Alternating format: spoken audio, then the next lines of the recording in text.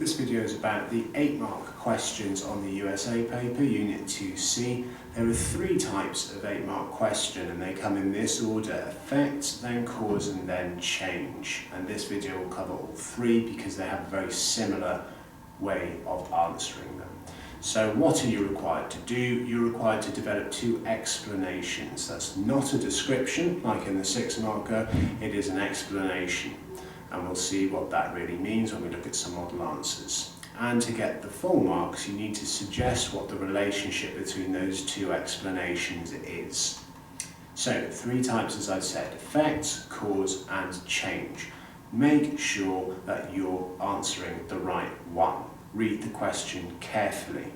The same sort of thing could be asked about in terms of both its effect, what did it lead to, and also its causes, how did it happen. For example, the Wall Street crash could be an 8-marker, what were the effects of it, but also you could be asked what were the causes of it. So, let's look at effect first, because it's the first type that you'll find. Explain the effects of mass production in America in the 1920s. So, focus on the question. It's talking about mass production, it's talking about the 1920s, it's not talking about the 1930s. So questions about overproduction and so on are less valid. So first thing to do, decide on what the 2 things that you're going to talk about are. Very simply, what are those 2 things going to be? You may wish to jot them down on your exam paper just to make sure you don't lose track. I'm going to decide the 2 effects of mass production. One is the growth in the economy, and secondly, the availability of consumer goods for ordinary Americans.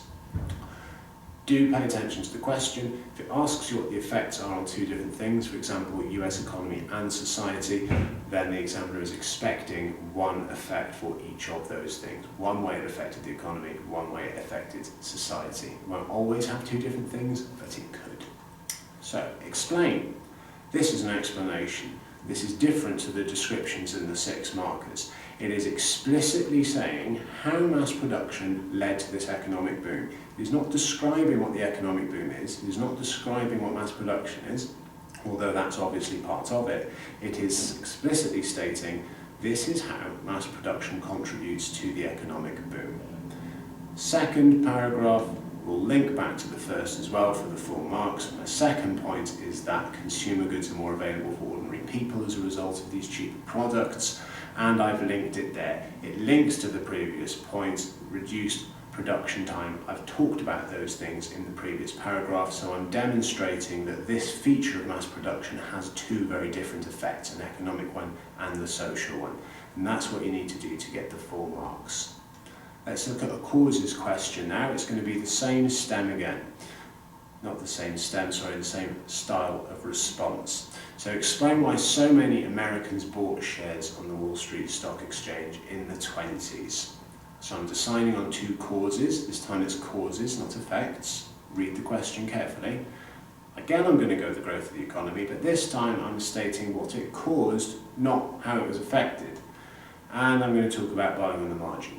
So here's my first paragraph, pause it, read it, see how it explains why the economic boom leads to people buying shares on the stock market. Second one will link back. Again, you can pause this and read it so that you get a sense of the full answer. But I've shown I know what buying on the margin is. I've explained why that means more people are buying shares on the stock market, and I've made the link between the 2. The economic boom, my first point, also leads to buying on the margin being an option for banks. So there is a link between my 2 explained points. Finally then, a change question. On the change question, it's your question 2, you will have an option, you will pick one, so you're obviously going to pick the one you think you can do the better job on.